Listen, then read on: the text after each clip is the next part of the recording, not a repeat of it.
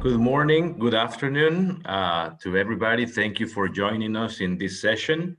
As you know, in this session, we will address the contribution of civil society to the purposes of education in the 2030 Agenda in Latin America and the Caribbean.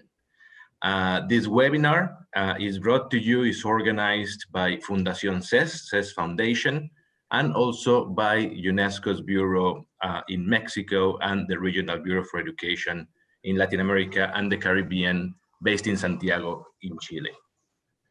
This webinar will present the findings of the survey of non-formal education practices in Latin America and the Caribbean region, linked to Goal 4.7 of SDG 4. That is the issue of, that includes global citizenship education, but not only, it goes beyond as to explore how different non-formal educational initiatives address the issue of promoting sustainable development, sustainable lifetimes, human rights, gender equality, and an appreciation of cultural diversity through education. With me, I have the pleasure of presenting a very interesting panel that will be with us throughout the session. So the panel is composed by Ms. Cecilia Barbieri. She is the chief of the section of Global Citizenship and Education for Peace at UNESCO headquarters. Good morning, Cecilia. Good morning. And we also have Ms. Marcela Brown, who is the head of education at the Fundación CES, the CES Foundation. Marcela, good morning to you. Good morning. Thank you, Carlos. And then we also have Ms. Rosa Wolpert. She is the National Education Officer of UNESCO office in Mexico City. Rosa, good morning to you too. Hello, Carlos, good morning. We have Ms. Romina Kazman. She's Program Specialist, Regional Office of Education in Latin America and the Caribbean. Romina, good morning as well. Good morning, Carlos. Thank you very much for this opportunity. Thank you. Then we will have also comments from the Global Campaign for Education in the person of its head of policy, Mr. Werner Muñoz. Werner, good morning too. Hello, good morning, everyone. And from the program, we will excuse Mr. Pablo Gentili, the Secretary of Education, Cooperation and Priority Actions of the Ministry of Education in Argentina, who was meant to be with us, but unfortunately, due to unforeseen circumstances, he won't be able to join us. And finally, we also have Ms. Mary Wynne Delaney. She is the Regional Advisor for Education for Health and Well-being at UNESCO's Regional Office for Education as well. Mary Wynne, good morning to you. Morning, Carlos. Thank you. Thank you very much. Well, without much further ado, because we have a packed, as you've seen, there's a number of speakers. So I will give the floor to Cecilia so that she can introduce to you the survey and some of the findings, which will then be later addressed in depth by Marcela. So Cecilia, if you may, you have 5 minutes, please. Okay, thank you very much, Carlos, colleagues and friends.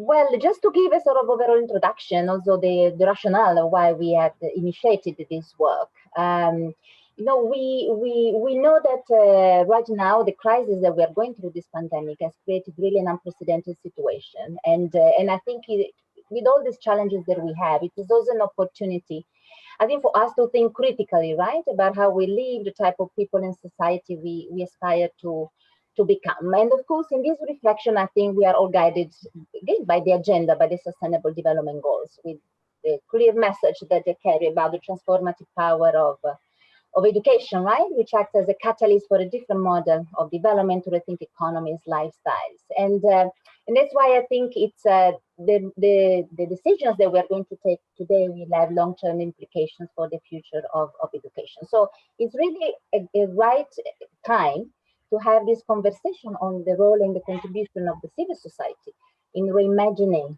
our world. So in recent years, we have witnessed enormous transformations, enormous challenges, I would say, with the emergence of poverties, new poverties, a deepening of inequality, the ecological disasters, and the sharp increase in discrimination, in hate speech, and racism, and also in the region, in Latin America and the Caribbean, the region where we have conducted this work. These also intersect with societies that we know are much more educated, much more active, more critical, and demand that basic rights be guaranteed by the states, as well as the effective enjoyment of more complex rights. And of course, the education is not exempt from this.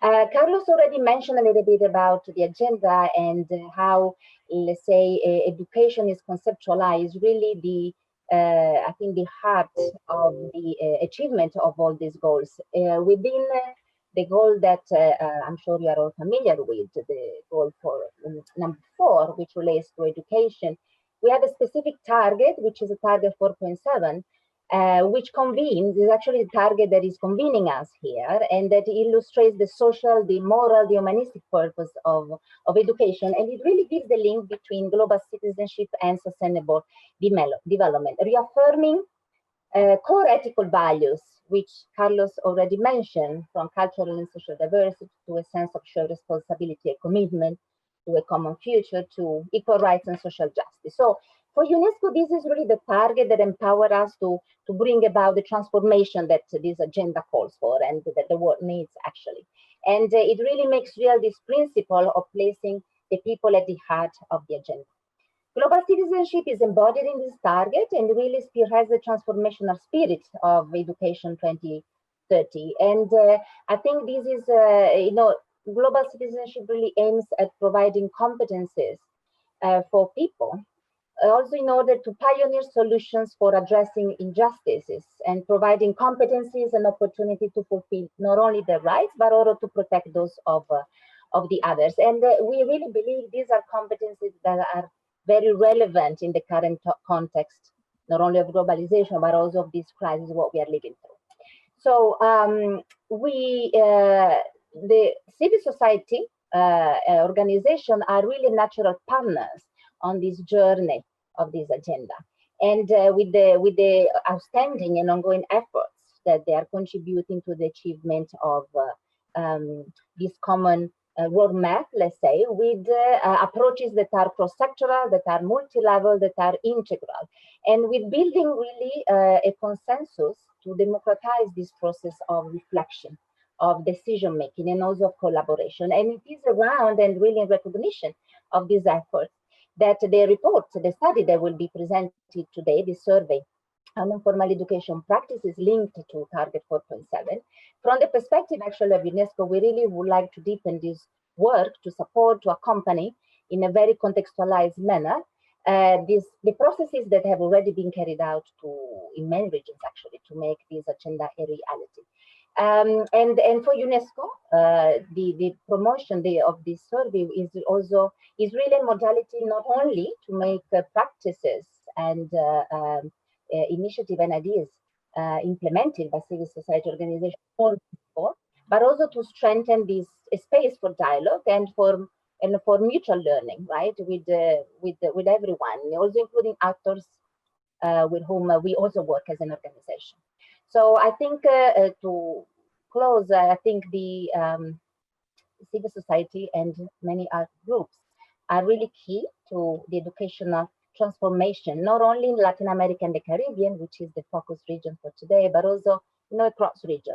And I think particularly in times such as this one, which really push us to think and act creatively to build solidarity in solving short, medium, and long-term challenges that are really thrown up by the pandemic. And you will see in the presentation of the study that there are some sort of key objectives that are important to focus on to really make a transformative education a reality, that really have to do with the development of diverse identities, to build the memory in the common history, to rebuild or strengthen the social fabric. They have to do with implementation of education initiatives where the knowledge is really acquired and applied with cultural relevance. And it has to do with developing teaching and learning processes that, in addition to promote social mobility, they really prepare people for self-care and for care for themselves and caring for others and for our planet.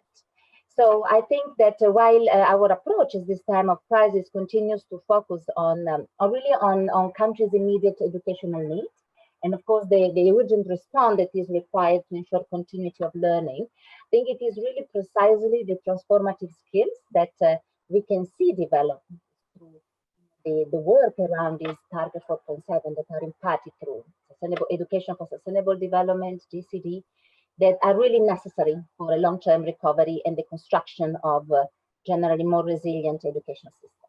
So I would like to close it here and leave the other colleague to present the study. Thank you very much.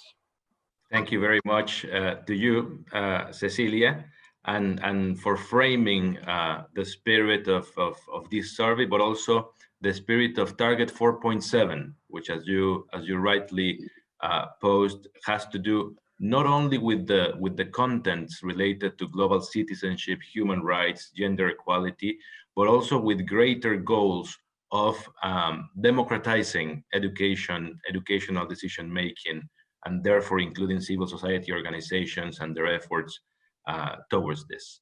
So thank you very much to all our auditorium, to everybody following this event.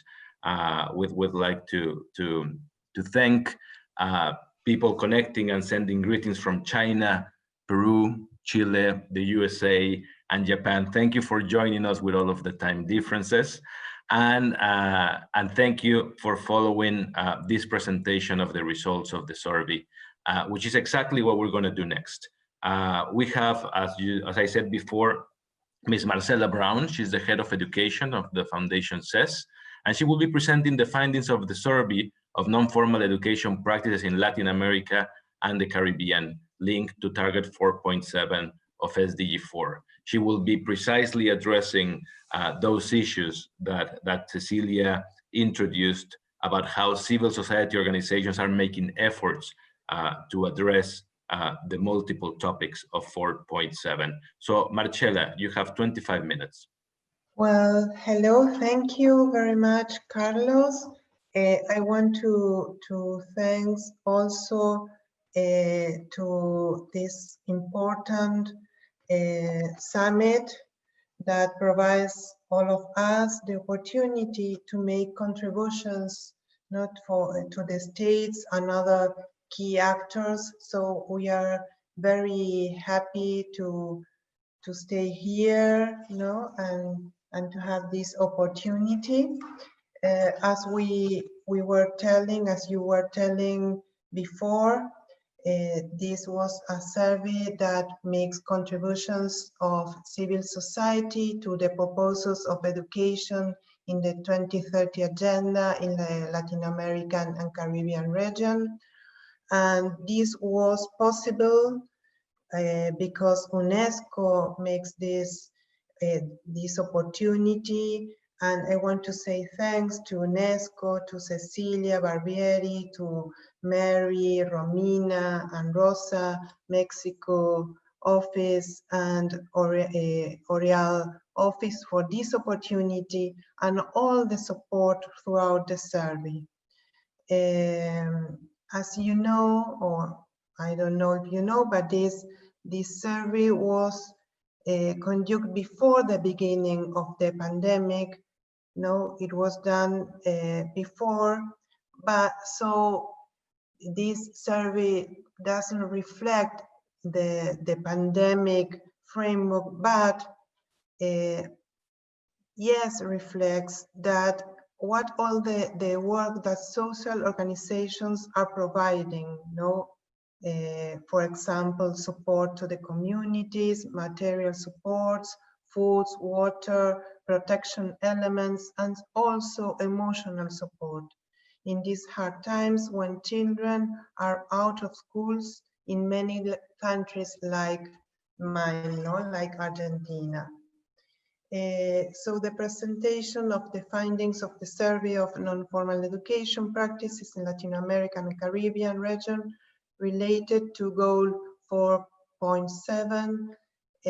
We are going to show the results. As you know, SDG 4 refers to the guarantee inclusive and equitable quality education, and promote lifelong learning opportunities for all.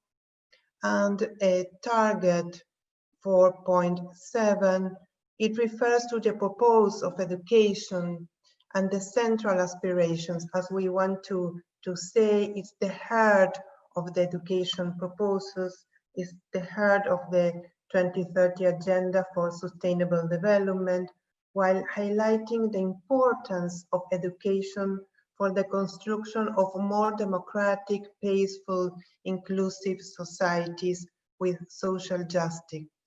No, this empower the people to, so we make a reality that no one is behind. And also I want to highlight the integral vision of this agenda. I love this agenda because it has a very integral view, as you can see in this graphic.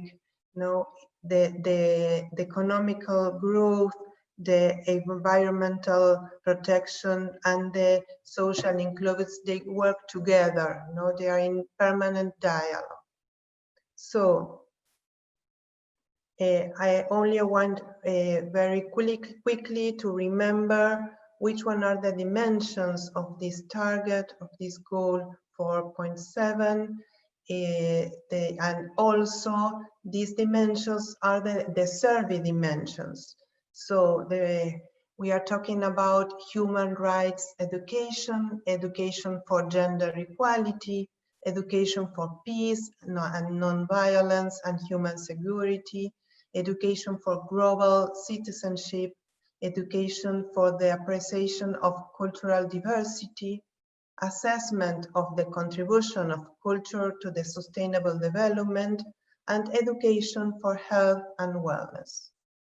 So this survey has very important goals, and this also is what UNESCO gave us as an opportunity, because UNESCO recognizes and seeks to value the important contribution that civil society organizations and groups, together with governments and other key actors, makes in the field of non-formal education for the full realization of human rights, peace, and the responsible exercise of local and global citizenship, gender equality, sustainable development, and health and well-being.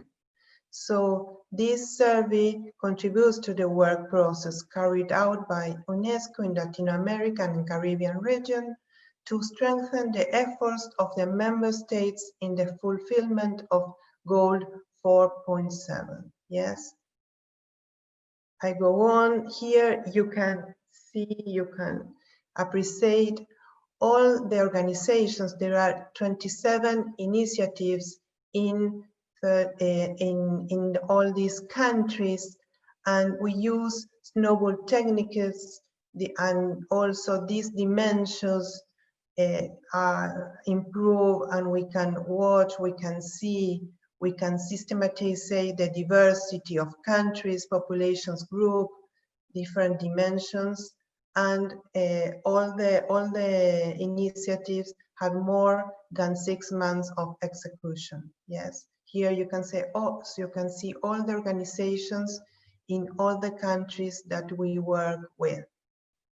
So the survey was organized in 3 fields, so we can talk about the results of these projects, of these initiatives, the opportunities, the context, opportunities, and challenges, and also we made recommendations, and I want to highlight this opportunity that UNESCO gave us to make recommendations so we can go forward in this agenda.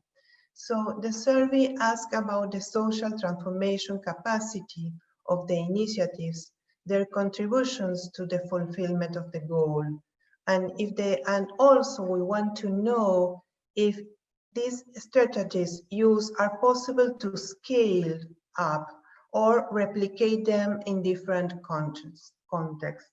So which ones are the results quickly, because we don't have a lot of time, but I want to highlight the impact on public policies and legislation, the strengthened organizational management and communication capacities. Second, the improvement in the capacity for articulation and convergence of efforts between different sectors and different actors. Generation of contents from a perspective in rights, equity, solidarity, sustainability, peace, and justice. Also, to increase awareness regarding citizen participation with an impact on the transformation of values and daily behaviors. A greater visibility of social and environmental problems. So then, which one are the strategies then that the organizations use? So the use of non-formal education tools, this is all the organizations talks about this, the non-formal education tools, they are a great strategy, and also formal educations learns about this and they can put in the framework of the schools and formal educations. Training to teachers and community leaders, and oh, sorry, there's a mistake in the PowerPoint, and active participation. Intersectoral work, the comprehensive view and the consolidation of a work team. The adequacy of technology for education purposes for audiences of different ages. This is another challenge that organizations can make very well because they work with different audience that they put together, or they need different strategies for each audience. Integration of the resources and knowledge of the communities with scientific and technological advances. This point is very important in the framework of the pandemic problem, the pandemic, that the times that we are living. So technological tools are very important also in the framework of non-formal education.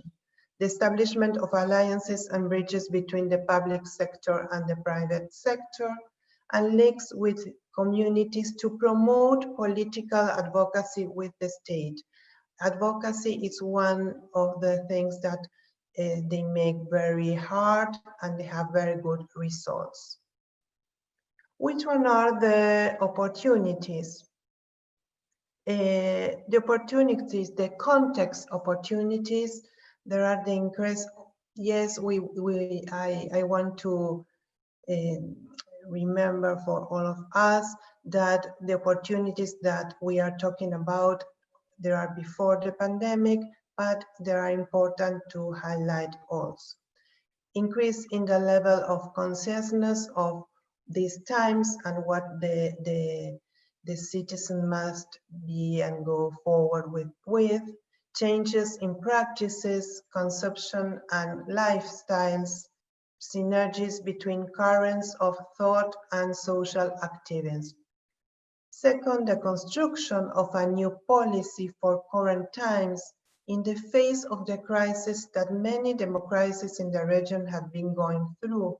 No, so they talk many times that we need a new global agreement, and this is that, like Cecilia was talking about, pandemic times, the COVID-19 pandemics give us an opportunity to make a new global agreement. So all these efforts talk also about this. No? So we think that this time it's a very good opportunity to make a new global agreement, a new global contract, with all the key actors. The growing appreciation of children and adolescents as agents of change, that like protagonists of the changes, of the transformations, to hear their voices, organized civil society that conceives education as a tool for change and transformation. The wide regional experience of articulation, exchange, and coordination of civil society organized at the continental level and a vast knowledge on the subject is a condition of possibility for region planning. Now, I am talking especially about South-South cooperation or triangular cooperation, and it's a very important because they can share, or we can share experiences like a community of practices, and we can share also financing and technical opportunities. New technologies, virtual platforms, and social networks enable an agile organization of campaigns and advocacy that transcends the borders. And we are looking these in all. Again, I want to remark, to highlight that these opportunities context also the pandemic times gave us. And advances in regularity matters necessary to promote sustainable development. Here, also in the results, we saw this, that these projects, these initiatives makes a lot of change in normative, in local normative, in national normative, in laws, so they can improve more changes and more transformative for all the people that they have no voices, or they are in a poor situation, in a vulnerable situation. And they empower all these practices, empower this kind of population that they are in a vulnerable situation. Which one are the challenges? The challenges that all the organizations talk about, or the more important that we want to highlight, are about the access to resources. And you know, Latin America have this challenge because we have the problem that it's a very inequality country, but the national budget, sometimes it's not a bad budget, or the PIB, it's not bad, but the inequalities between the citizens, yes, it's a problem. So this is a challenge for the access to the resources. Second, coordinate actions with key actors with different timing, priorities, and ideas.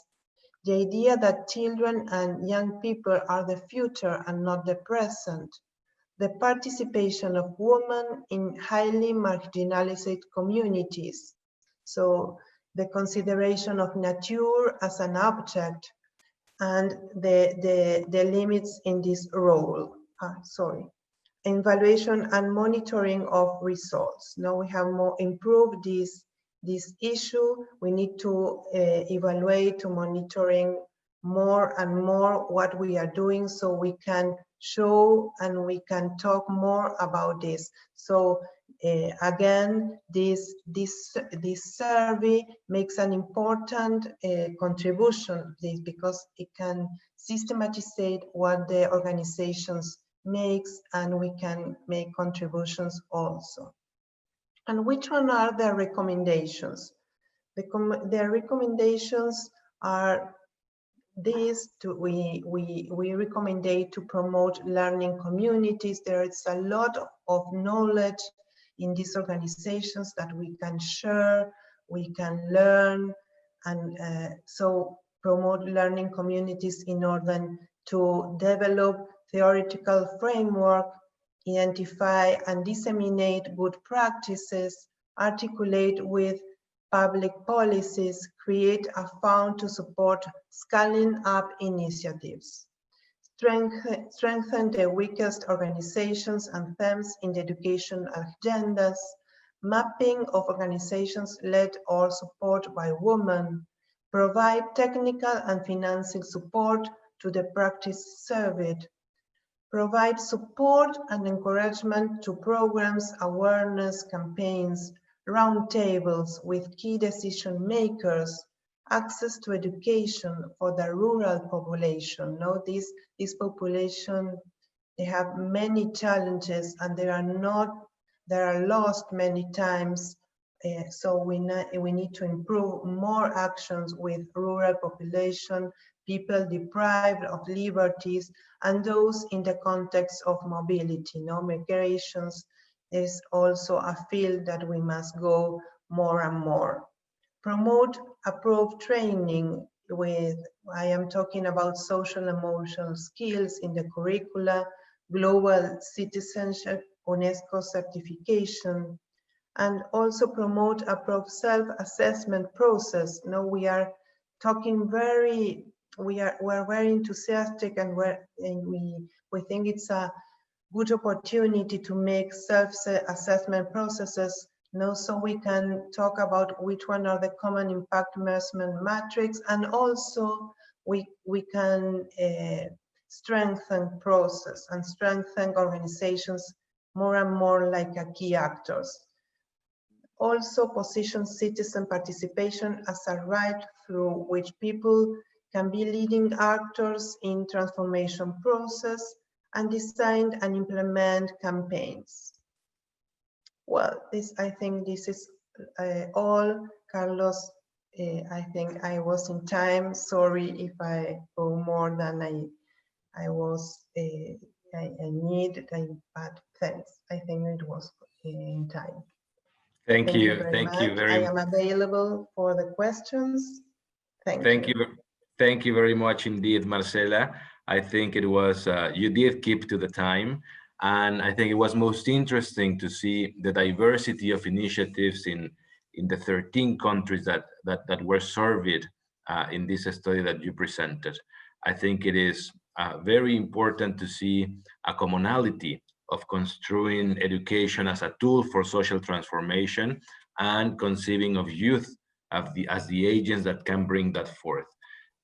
Before I give the floor to my colleague Rosa and Romina, who will be reacting to the presentation, I would just like to take this opportunity to remind our audience that they can pose their questions in the chat, the questions about the survey and about the different participation of colleagues in this webinar. So then I'm going to turn to Rosa Wolpert. She's from UNESCO Mexico, and Romina Kasman from the Regional Office of Education in Latin America and the Caribbean of UNESCO, so they can comment some of the merits, some of the challenges that these experiences pose in terms of the transformation of content, of delivery, the impact that these experiences have had, or that actually could be fostered further. So I will give the floor first to Rosa, and so you can briefly comment. Thank you, Rosa.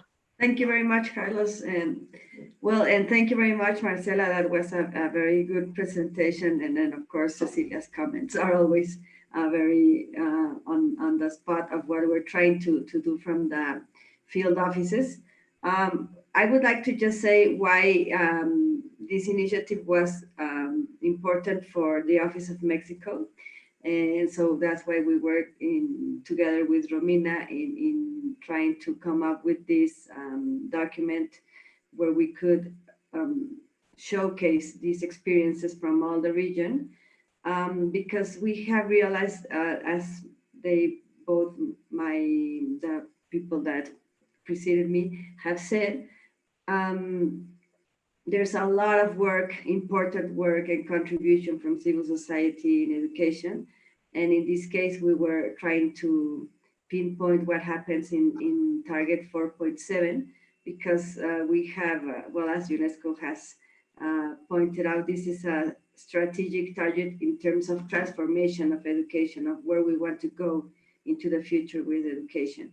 And of course, we have all the analysis of how this happens in school curriculum and in teacher curriculum, and maybe in assessment, not so much, but we're trying to get there. But we also wanted to see how private sector, civil society also contribute to this, no? So we wanted to take a look at and find these specific examples of how this happens. We have 3 examples specific from Mexico, and then others from all the region.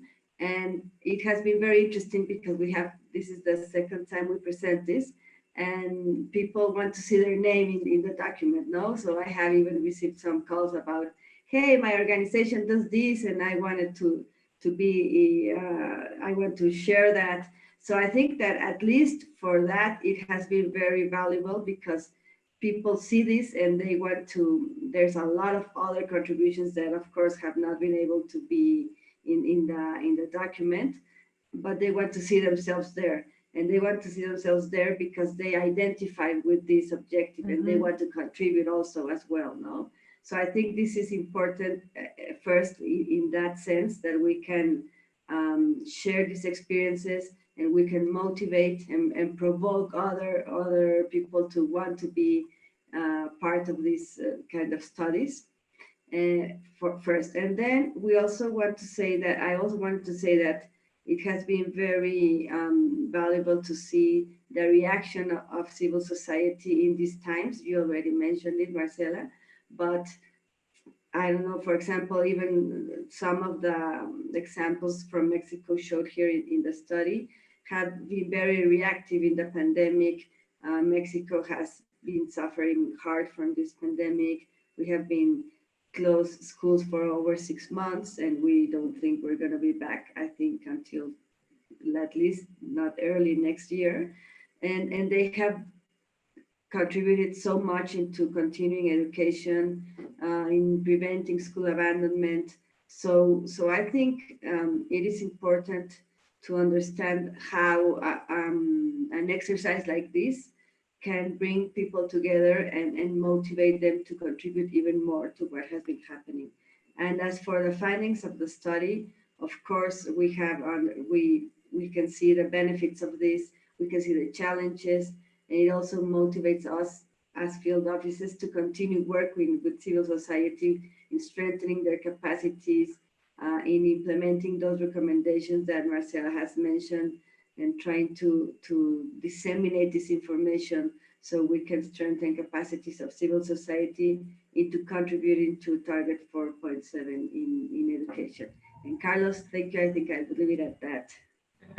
Thank you very much, Rosa. I will turn now to my colleague Romina Kasman. Romina, you were from the start in the ideation of this survey, in bringing together all the actors to put together this survey and to deploy it in as many countries as it did. So I would like to ask your views on how it rolled out, on the main findings and challenges that Marcela already presented. So the floor is yours. Thank you very much, Carlos. And I think the first thing is we are all very thankful for this collaborative work. We are very thankful for the team. We created a team.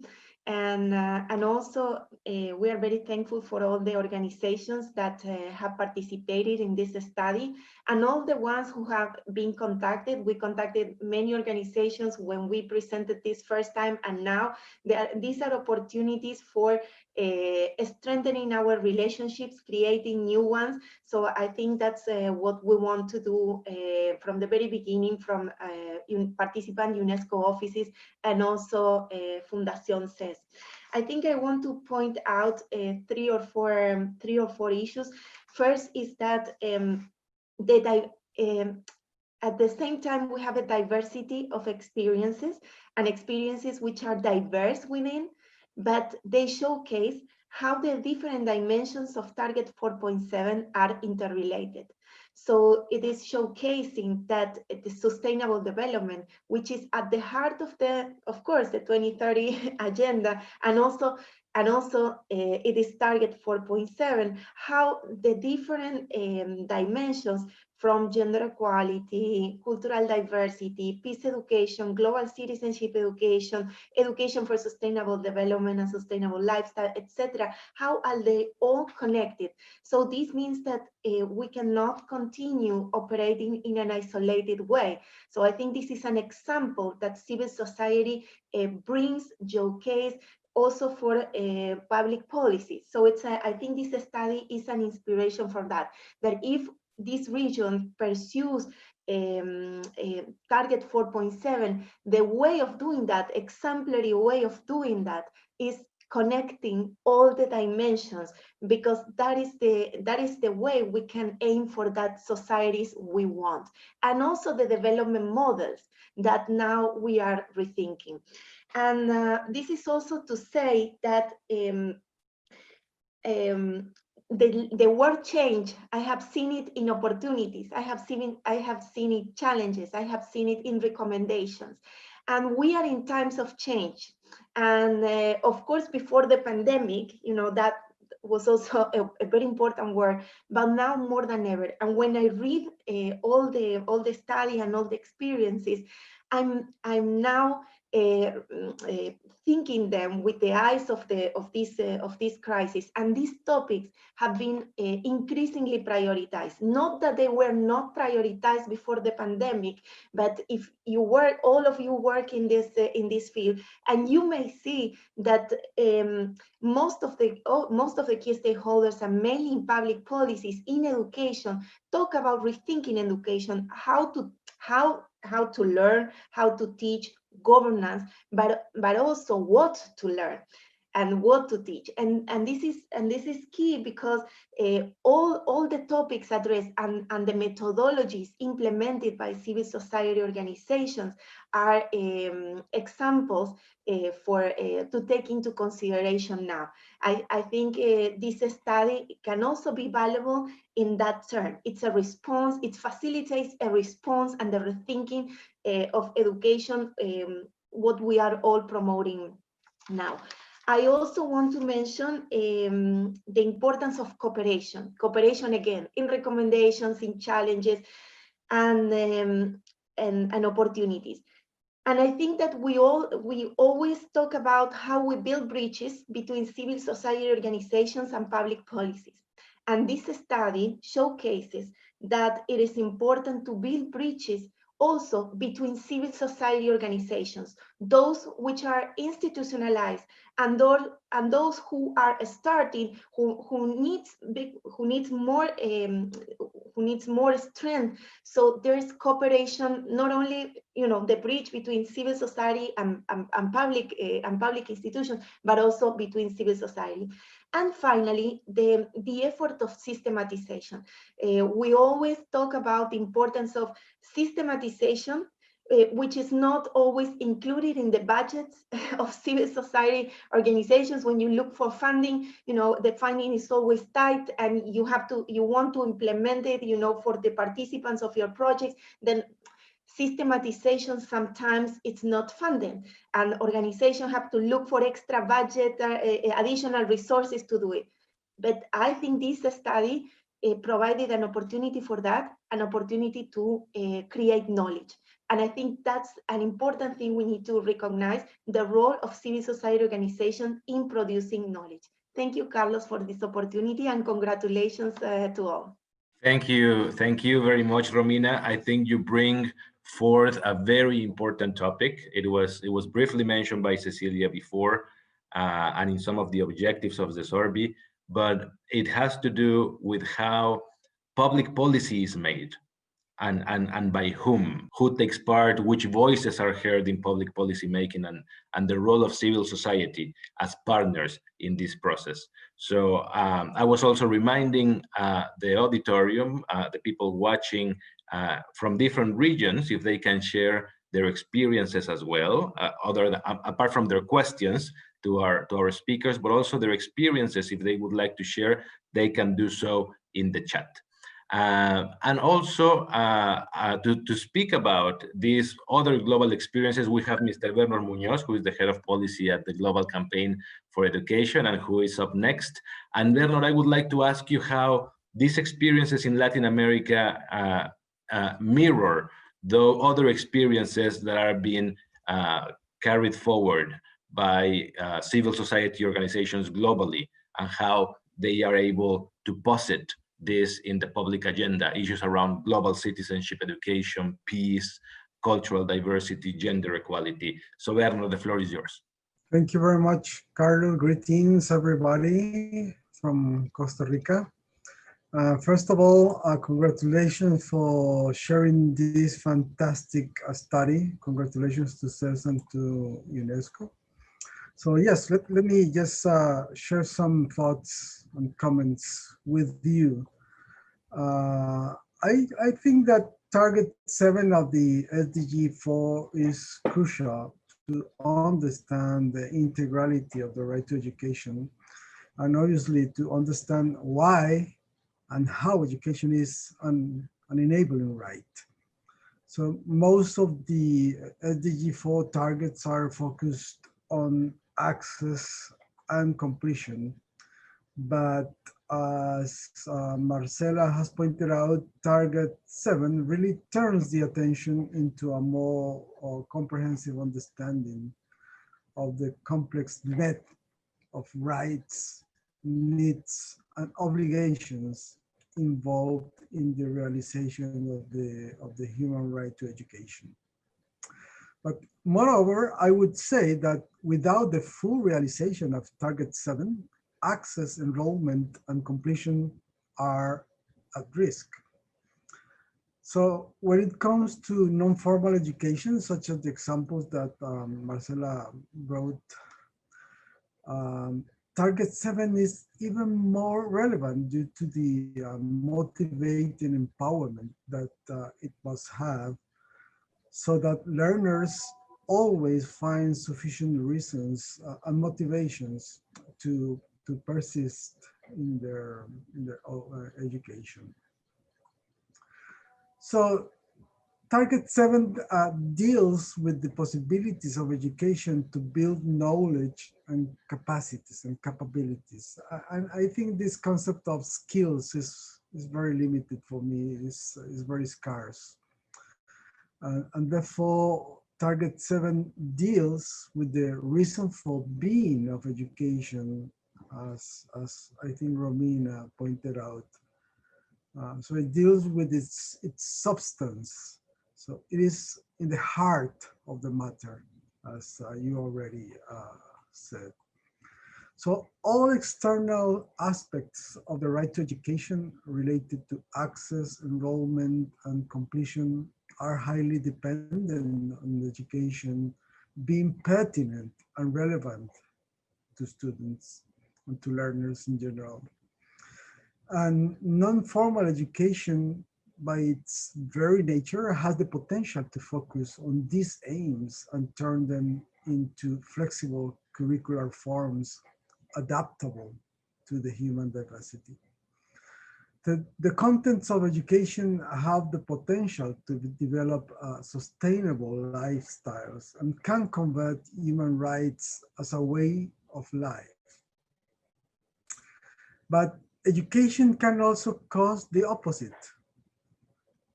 Oppressive, predatory, and violent social systems, especially against girls, women, migrants, persons with disability, and LGBT population, for instance.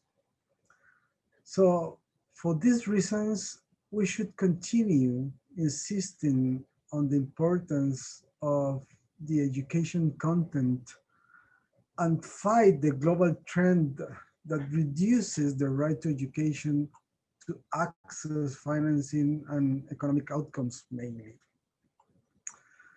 The aims of education has been clearly stated by the international human rights law, and they certainly go far beyond access, as the Committee of the Rights of the Child has said several times. Actually, the Convention on the Rights of the Child, for instance, clearly indicates the meaning and the sense of education, which has little to do with the need to respond to the expectations of employers. These aims truly make us understand the meaning of the word development, which has nothing to do with this mass production of consumer goods, whose most appropriate metaphor is none other than plastic bottles floating on the sea. Unfortunately, the current trend is to reduce the problem of the content of education to the questions of learning outcomes. And this means that the focus on content is displaced by focus on learning assessment. And this means withdrawing attention from the aims of education and placing it in the process. Exactly the same thing that occurs with serial industrial processes. Then many international experts and education wizards seems to be more interested on how much people are learning rather than what and how we are learning. And this distortion has aggravated the quality of learning, the teacher training and the curricular adaptation, making the essentials superfluous without realizing that the focus on learning outcomes becomes an instrumental issue. In this trend, human rights have been placed as a tangential, ancillary issue in the curriculum and in school and institutional governance as well. In other cases, even worse, human rights are seen as a kind of ideological issue alien to education. And this is the case of the conservative tendencies that refuse to introduce comprehensive sexuality education in school programs under the pretext that it is a matter reserved for the private domain. The refusal to commit to human rights education make it impossible to advance in the construction of just and egalitarian societies. And with this, the doors are closed to inclusive models in which all people should be seen as equal in dignity and rights. Curriculum reforms are necessary to reach Target 7 and must be addressed in all countries. The right to education is not a matter reserved for the impoverished and exploited countries. For example, we are concerned that in some industrialized countries that once were colonial powers, do not teach their students about their colonial history as if human rights were a problem of underdevelopment. These countries dedicate plenty of attention to the violence of others and go into great detail on a few events in their history, but their schools do not teach too much about the brutality of their occupation during the colonial times, meaning that history is still being whitewashed by the school curriculum. So just let me tell you, as my good fellow says, that if we were all taught about colonial history in school, we would learn at a young age that many of the people who came to Europe, for instance, from colonies and former colonies, did so as citizens, not as migrants. So global citizenship is a common goal and must be built in all countries based on the understanding of development as a way of realizing all human rights for all people. For educational models to protect and develop human rights, it is necessary to have political systems. It is necessary to have states committed to that end. A school cannot be expected to be inclusive if it is immersed in an exclusive community. And actually, as you can see, Target 7 is not only at the heart of education, but it is also the path through which all political and social endeavors must travel. Thank you so much. I hope I didn't take too much of your time. It's a pleasure to share with you. Thank you. Thank you. Thank you very much, Werner. I think you bring forth a very, very important point concerning goal 4.7.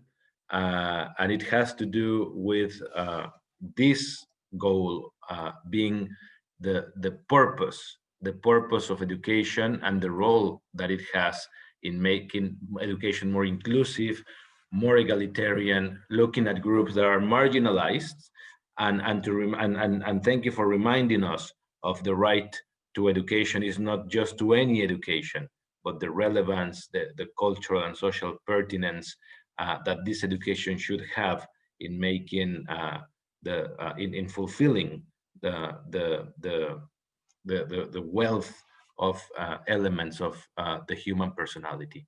I also would like to highlight the fact that this particular goal and this particular target 4.7 is also a very good instrument in countering trends that instrumentalize education.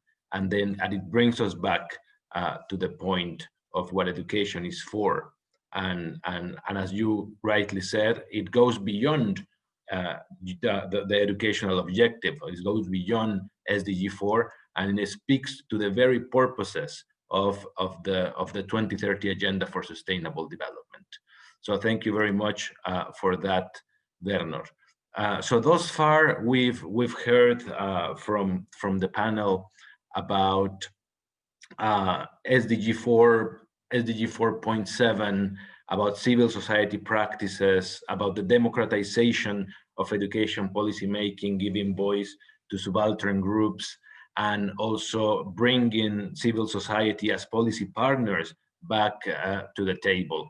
We've heard of the different experiences and practices put in place in Latin America by different civil society organizations, and of the great potential that this partnership with civil society, the use of non-formal education and lifelong learning as means of delivery, as means of expanding the borders of educational provision, and the great potential in terms of transformation in content, in pedagogies, in the impact that education can have vehicled by Target 4.7.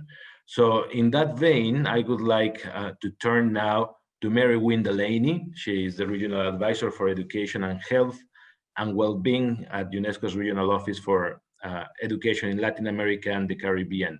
So Mary Wynne, with this wealth of findings, with this multiplicity of purposes and potential of SDG 4.7, what would be the next steps? Thanks, Carlos. Simple question for you. Is that all? And so early in the morning, you leave me with a big problem to resolve, but I have all day to think about it. Thank you so much for the invitation, and it's very very nice to be woken up with these big questions and such important questions. I have to say that a lot of what I was thinking, I think most of you have mentioned in one way or another. Of course, it's very interesting now to look at the results of the survey that was from before the crisis to now, and realize how it's reassuring in a way, because it shows that there are lots of actors in civil society that were thinking and working very explicitly on the things that we now are trying to put at the center of our COVID response: the awareness about lifestyle, the importance of how we interact with each other as individuals and society, the importance of empathy, our very concept of community, I think, has been challenged by this pandemic, and especially now that we're so focused on what we thought schools did and what we now expect schools to do, now that we've had this period of suspension of at least classroom interaction. I think it's led a lot of us to think about the heart of the education agenda, but also the brain of the education agenda in terms of the form of how we expect the education system to organize itself, but also the content. And it's always very refreshing to listen to Werner and remind us of the enabling aspects of the right to education. And I think that is clearer than ever now, because suddenly we're much more concerned about learning losses than than we had been forced to be before. And what Werner said about learning assessment also really struck a chord with me, because I think we're in a good position now, and civil society is showing us the way in this, to ask better questions. What is it that we're losing? What gains are are most important to protect? And I think the heart of the 4.7 agenda is more about both the heart and the brain than some of the other goals, or it facilitates this conversation. And it's really reassuring to see how much progress there has been in the region in civil society to identify these challenges, which of now, of course, are greater than ever. It's very interesting also to see specifically this idea that so many of the respondents to the survey had identified the technology issues around education and the equity aspects of the use of technology and its potential in terms of teacher training, for example. And I think now we know that more than ever. So that's an important aspect, and I would hope that we can focus on that, maintain this aspects of rights, equity, the vital role of teachers, our discussion about content, and why we prioritize what we do as we move forward in this work. I think Cecilia talked about 4.7 in all of its dimensions in terms of global citizenship, of education for sustainable development. 4.7 also mentions culture, gender, health and well-being, and a series of issues that fortunately, I think civil society has shown us in this survey that they've got a clear perspective on the holistic nature of 4.7, and that we need to continue our efforts to support what Romina mentioned about helping, making sure these experiences are well documented and shared. I think we've gotten better at that over the past 6 months with our use of technology and putting information in a much more accessible format. I hope we can keep doing that, and it's certainly our intention. The connection with other regions, I think, is very important, and for this reason, I think this event and others like it will help us share the experience of the Latin American region with other regions of the world, and UNESCO is committed to that. And certainly within our own region, I mean, Mexico's taken a very active role in this, and I think we should also look at trying to broaden and deepen the questions of this survey, and use it as a model for gathering information on some of these issues which can be more difficult to articulate or keep a grip on as we go forward. But I think this survey has provided us with some very interesting tools to keep doing that. So again, Carlos, I don't think I've said anything that my colleagues haven't said, but just as a way to sort of express our deep appreciation and ideas about moving forward in this process, and thanking all of you and the C20 organizers as well, of course, for this opportunity. Thanks, Carlos. Greetings to everyone. Thank you very much, Mary Wynn. I think the issue of the next steps is something that concerns us all. I think the survey and this study have unveiled, as Marcela had presented, the potential of certain practices, the potential of certain partnerships in moving forward with Target 4.7 in promoting a more inclusive, more egalitarian education and lifelong learning opportunities, as is the motto of SDG 4. So I would like to go back to the panel with these questions and to ask you, from your perspective, what are the next steps? What should we do concerning the findings of the survey? What should we do in order to strengthen these kinds of initiatives, or these partnerships with civil society. So what are the next steps? I would like to start with you, Cecilia. Thank you. Well, from our perspective, I think that first of all, some of these findings from our side have been shared already with a bigger group of NGOs. You know, UNESCO has a group of of NGOs associated to the organization who meet regularly. And interestingly enough, this year, due to the pandemic, it wasn't possible to have a face-to-face meeting, but there have been some other efforts made. And there was actually a webinar very recently on the theme of GCD. And interestingly, of course, you know, part of this group just doesn't deal only with education, right? So you have organization from civil society, you know, working in various areas. And it was interesting to see how they all somehow, you know, could relate, could speak to the target 4.7 actually. And we share, well, I could share a little bit of these of the results, also to, you know, to bring the experience of the region, as we are saying, you know, to other regions, and to have, you know, to establish this dialogue, and also to really see how we can ensure that all these experiences and good practices, I would say, that, as we were saying, often become also part of policies, can be strengthened. So I think this is an important aspect. And it's also important, I think, for the country, for the member states, in our case of the organization, to see the contribution that comes and how, you know, this target can really be moved forward, thanks actually to the efforts of many organizations that look at it in a very integral manner. And so our idea was actually also to ensure that there is a participation and the sharing of these experiences when it comes also to monitoring the progress in the implementation of this target, which we know is not really simple.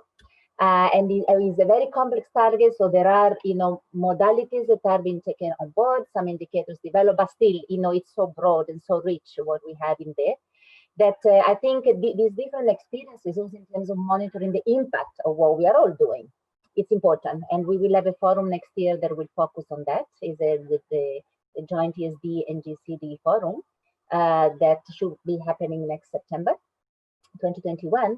And we really would like actually to have the you know, the participation of many of these organizations to really showcase what also they think in terms of the challenges and what also went wrong, you know, when it comes to really looking at the impact of all this work on human rights education and peace education and global citizenship, etc.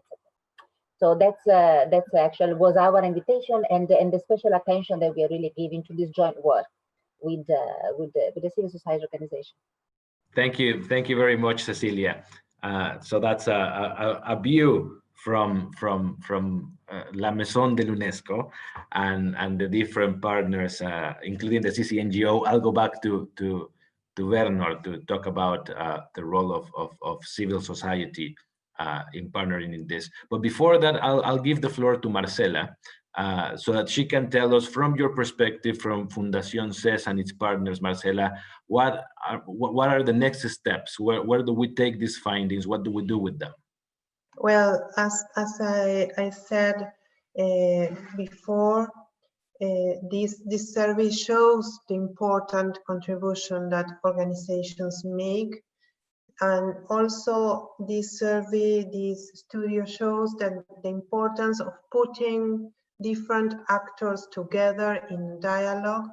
So I think we need community practices. You know, community practices are one of the keys that we need.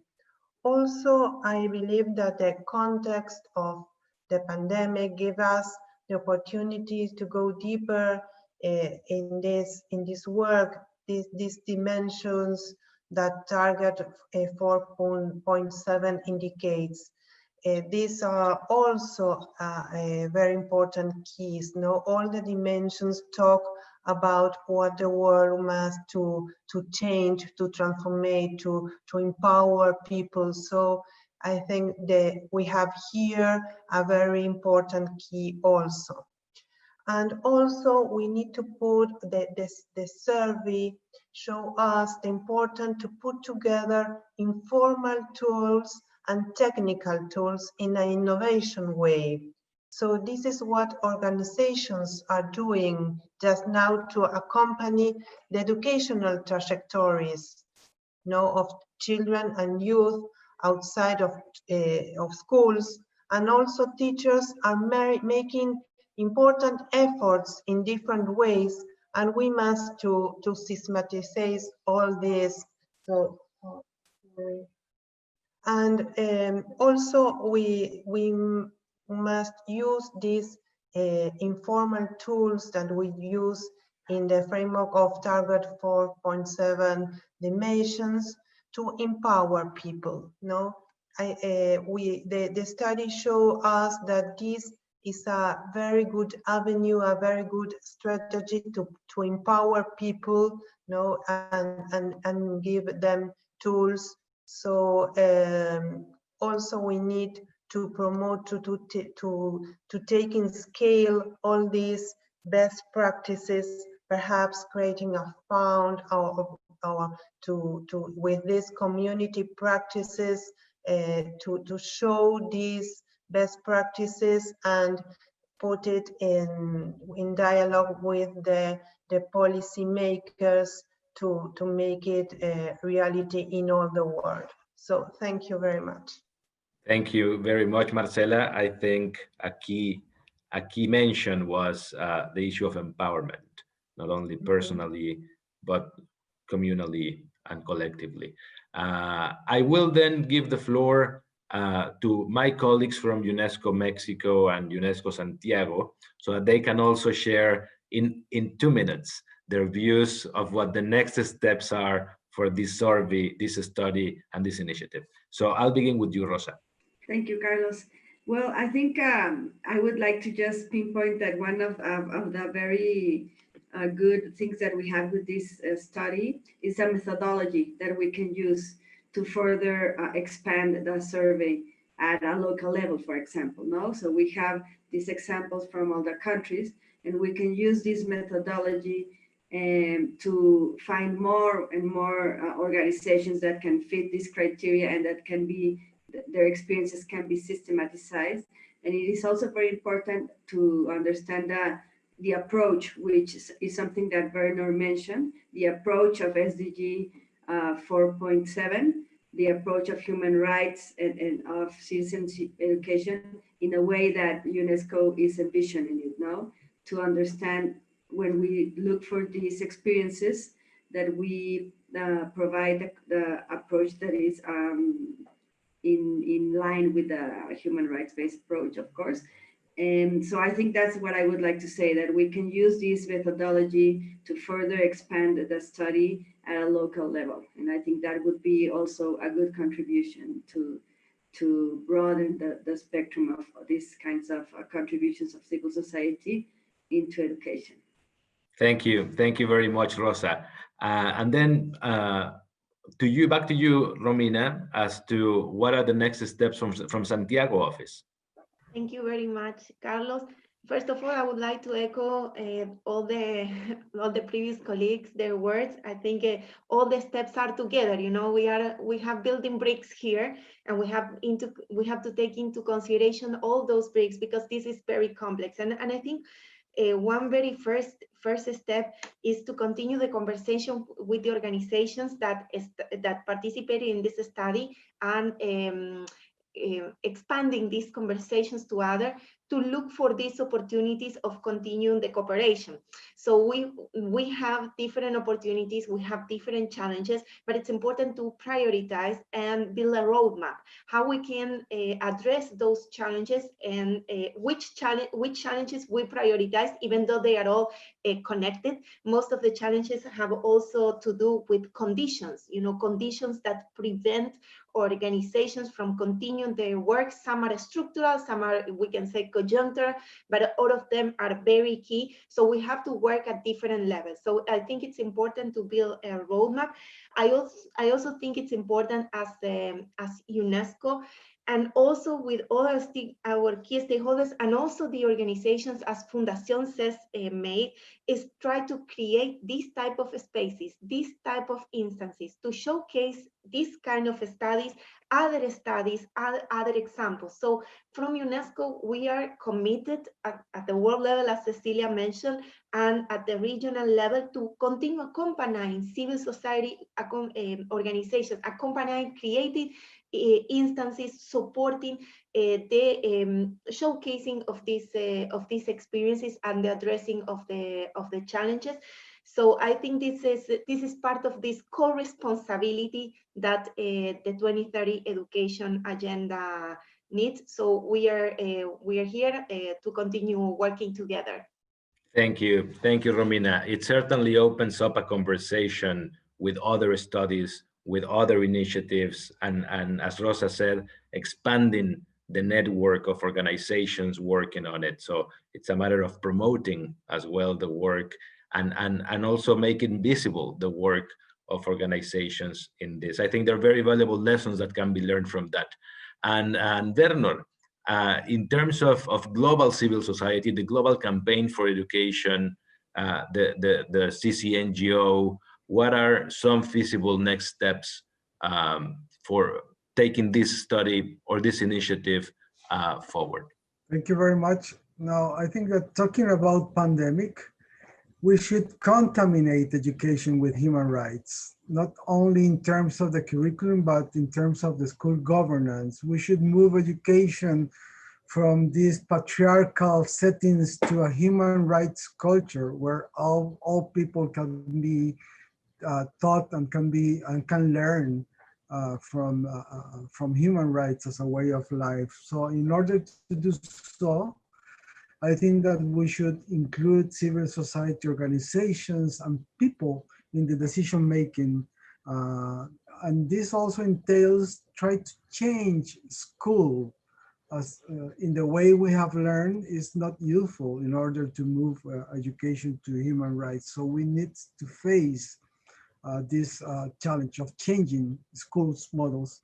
And then I think that we should enhance intercultural dialogue, intergenerational dialogue as well, as a way to build the education that we need in the future.